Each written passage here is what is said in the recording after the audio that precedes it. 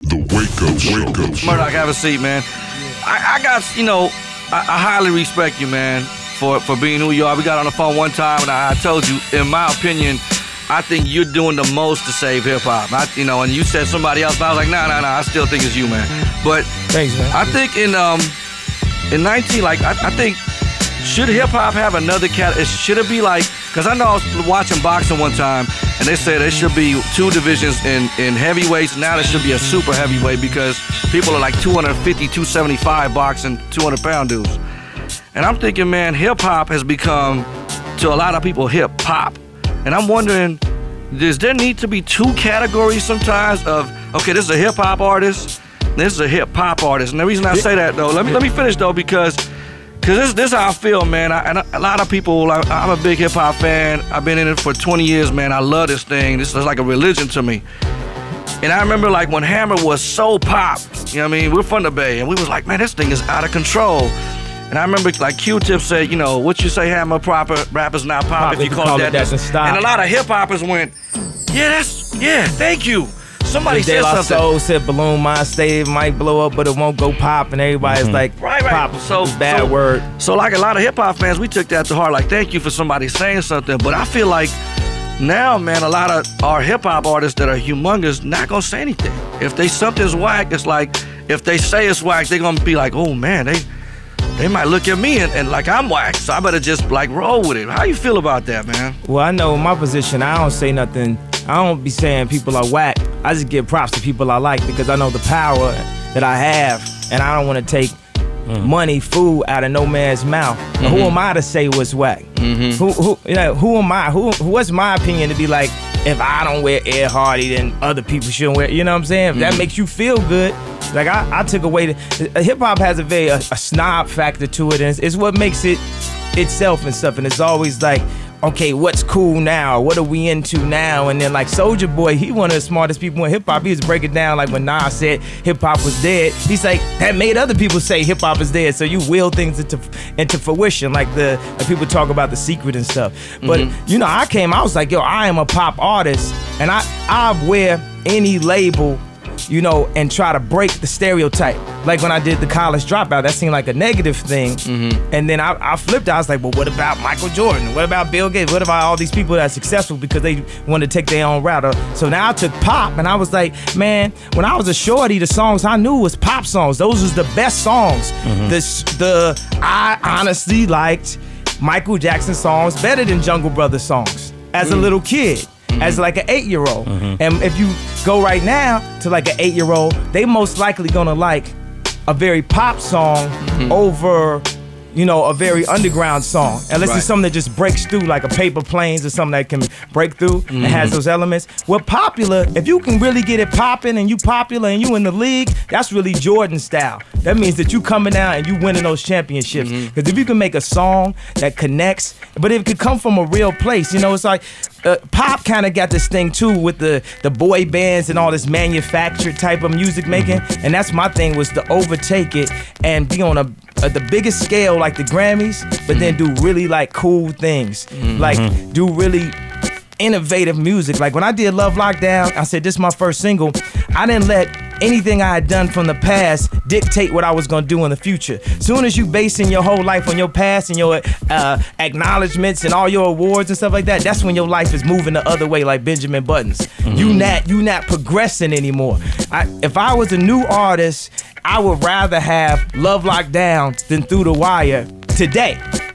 As an artist, that's what I would want to drop. Something that mixed syncopation and rhythm with melody and was innovative, you know what I'm saying? So it's like, but a lot of people, what happens, especially with a lot of the hip hop artists that get into the box of like, this was the real hip hop at this time and blah, blah, blah, and we trying to save it, and then all they raps be about how they trying to save hip hop and stuff, instead of just making good songs and stuff, because they just get caught into, it's like that one, it's like a 35 to like 45 category, 35-year-olds to 45, and a lot of them get into that thing, was like, I can't stand it no more. Tribe was the last real ones. Yeah, I feel like, is he talking about us, bro? and it's like, Soulja Boy, oh man, that ain't hip. And I was like, how is Soulja Boy not hip hop? He making beats, 808 type beats, Rick Rubin style, dances. How many hip hop? That's what hip hop was. We brought all these dances to the table. You would never see nobody get up and dance like Big Daddy Kane or something like that. You know, people. The only reason I'm gonna say you something about the Paris Pics also. They was like.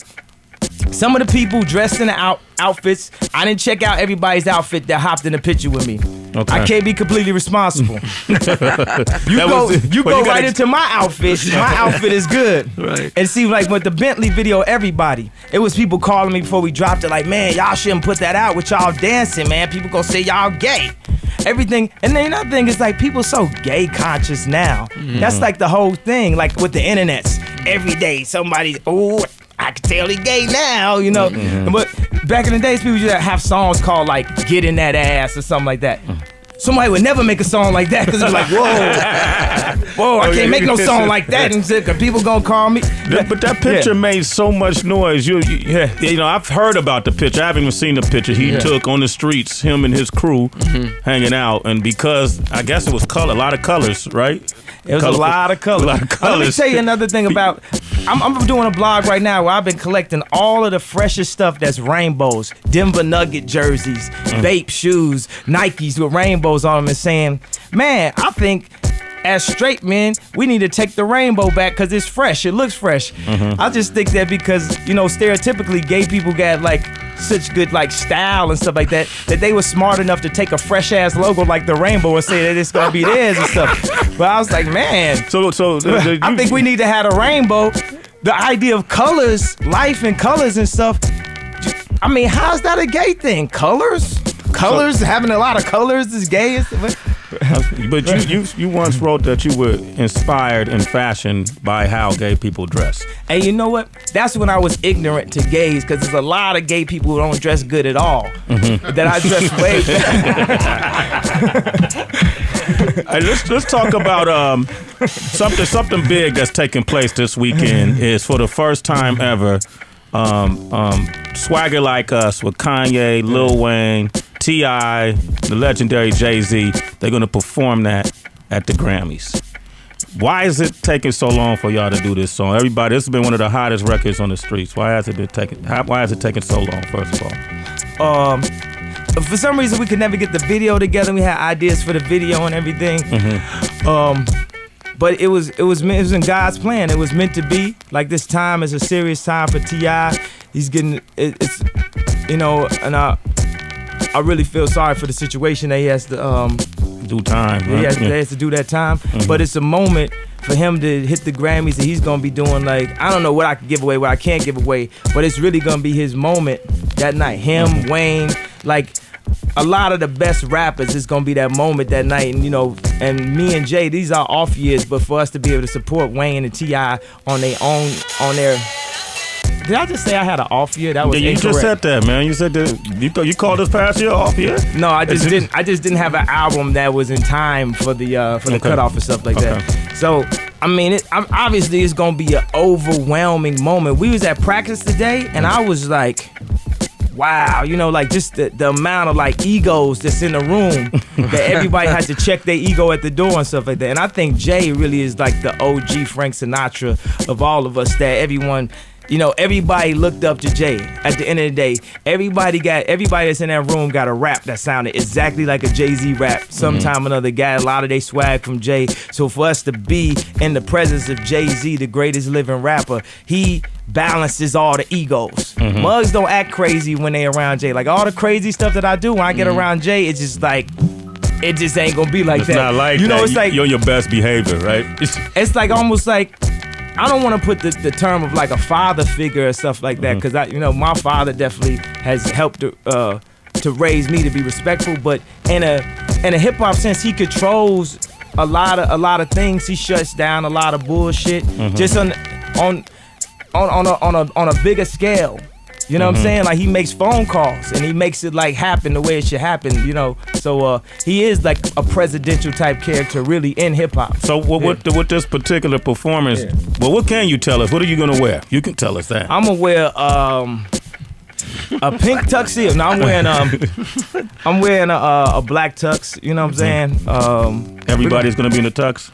Yeah, everybody gonna be fresh. Everybody gonna be fresh to death. I mean, first of all, also, other than the fact that you got four, in my opinion, the four freshest rappers, you know, making records right now, is and all, you know, aside from Jeezy, is you got four of the freshest people. Like consistently, when you see them, they look nice and stuff like that. They super fresh, so it made complete sense for us to get up there and do the Swagger record and at the Grammys and represent hip hop, represent black people, especially in a really good light. And I definitely need to do something to come back from that Paris picture. Yeah.